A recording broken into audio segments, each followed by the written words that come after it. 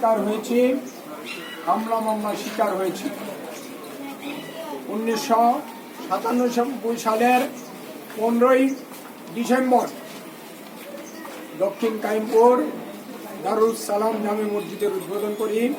সেদিন থেকে 5 ওয়াক্ত নামাজ জামাতের সাথে মসজিদে আদায় করার চেষ্টা করেছি, কিন্তু বিগত স্বৈরাচারী সরকার আমলে, বিশেষত 2022 সাল থেকে 2024-এর 5ই আগস্টের পূর্ব পর্যন্ত মসজিদে যে নামাজ পড়তে পারি নাই, বিভিন্ন বাসা বাড়িতে অনাদর জীবনযাপন করতে হয়েছে, হামলা মামলার শিকার হয়েছি।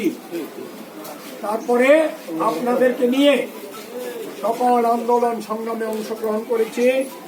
এমনকি 5ই আগস্ট সেই গণ অভ্যুত্থানের দিনে আপনারা অনেকেই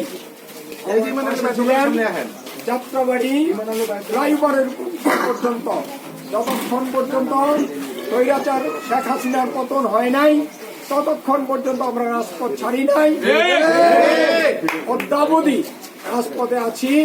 এবং আগামী নির্বাচন অনুষ্ঠিত না হওয়া পর্যন্ত নির্বাচনে সুষ্ঠু, নিরপেক্ষ এবং গ্রহণযোগ্যমূলক একটা নির্বাচন হবে এই দেশে। স্বৈরাচার বাদে যতগুলি সংগঠন আছে গণতন্ত্রের পক্ষে, সেই গণতান্ত্রিক দলগুলি নিয়ে এই দেশে একটা সুষ্ঠু নির্বাচন হবে। নির্বাচন হওয়ার পরে আশা করি এই দেশে জাতীয়তাবাদী দল এবং তার জোট সরকার গঠন করবে। সরকার গঠন করার পরে ভারতীয় তাবেদারদের থেকে আমরা মুক্ত হব, এই আশাবাদ ব্যক্ত করে, এবং সেই দিন পর্যন্ত আপনারা আমার সাথে থাকবেন। এবং আগামী নির্বাচনে আমি একটা কথা পরিষ্কার করতে চাই, সেটা হলো যে আমরা যে বাসায় ঘুমাইতে পারি, এটাই আল্লাহর কাছে সবচেয়ে বড় শুকরিয়া। শুকরিয়ার কিছু নাই।